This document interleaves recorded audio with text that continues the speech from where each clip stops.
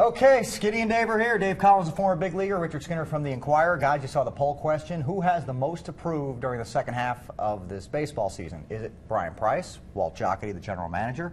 Is it the lineup, the everyday lineup, or the pitching staff?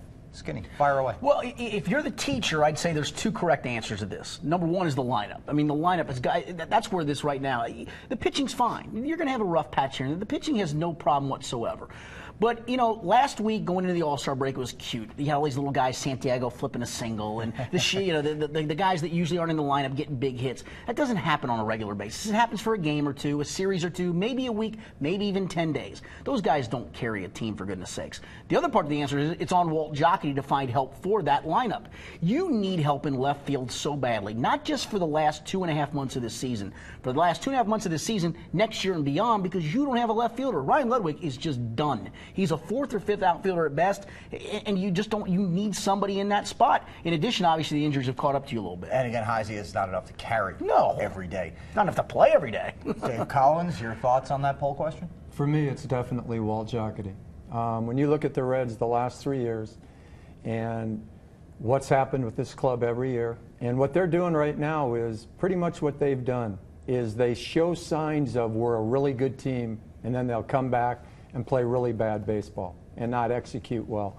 But Dave, you've been on teams though too, and to your point, I mean, there are teams. Bench guys don't carry you for long periods. They get you a series, they get you a game, but they don't get you 2 weeks, a month, 2 months. No question about it. And you're right. I think Walt Jocketty's got to get a couple of people in here that are more leaders, that are strong coming off the bench and strong in the clubhouse. And I think he needs to address a few players on his club that maybe they shouldn't be here, and maybe they're big-name players. So I think he's the one that's got a lot to prove. Is it Dan Uggla?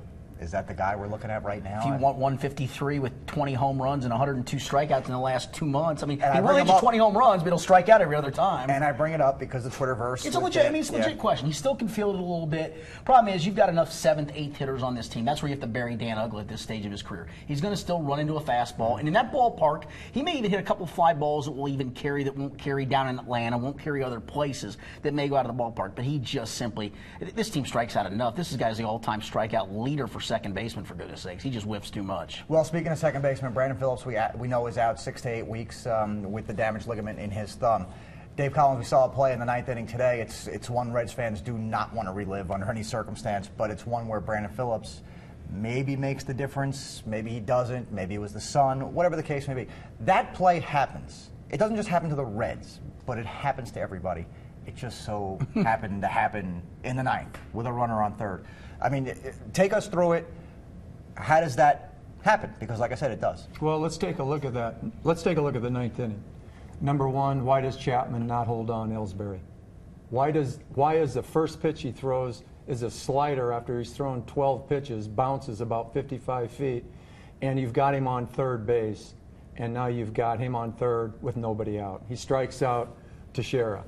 Up comes McCann. Hits a pop-up. You've got the infield in. They're fighting the sun going out. That play's especially when they turn back around. That play's got to be made by Jay Bruce, because the outfield now is in, because they've got to make the play at the plate, because that's the runner. Jay Bruce has got to make that play. Oh, it's a long run, though, Kyle. You got to admit, it is a long run. It's a long run, but it shouldn't be a long run, because he's got to be playing in. Because you got to throw him out on the plate. Even if it's a base hit, you got to throw Ellsbury out at the plate, so you're in. So on that pop-up there, Bruce catches that ball for me. Well, and Jay needs to be in, because even on a deep fly ball, game's over anyway. But he does have to make it. Is a long run. The funny thing is, it didn't look like he was running a ton. I mean, he looked like he was jogging after it. He didn't look like he was busted. Now I could be wrong on that, but just from the bird's eye view of watching TV, he didn't look like he was busted. That being said, I'm going to give him the benefit of the doubt. That's a long run to make. Brandon Phillips makes that play. And here's the other thing. Ellsbury's on third base with one out. He can't be lined into a double play, which means he's only off as far as the third baseman and takes no secondary lead. So you don't have to play your infield in. Play him halfway. So then you've got that pop-up there. Your infielders do have a better chance of getting to the ball. But for me, your outfielder's making that play, and he should have made that play easy from where he should have been playing. All right, my producer made this point earlier.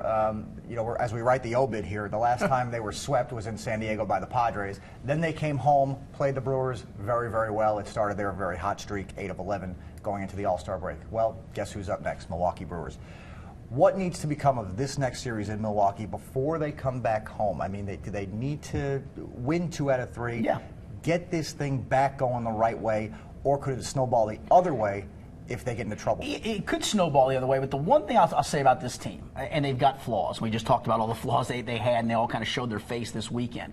They've been so resilient. This has been the series. Every time you look like this team's done, out in Arizona when they almost got perfect gamed, and then in the San Diego series, every time you think they're almost done, they come out and win 2 of 3 and start to win series after series after series. I just don't think with that lineup the way it is, Mike, I just don't see that happening on a consistent basis. Is it too many injuries to overcome in 20 seconds about coming up on this Milwaukee series? They've got a lot of injuries that have hampered them, no question about it. But they've got such good pitching and normally play such good defense during every game. For me, Jay Bruce has got to wake up. He's got to come alive. We'll see if that happens. Guys, thanks so much. Thanks. We'll see you next weekend. Thank you.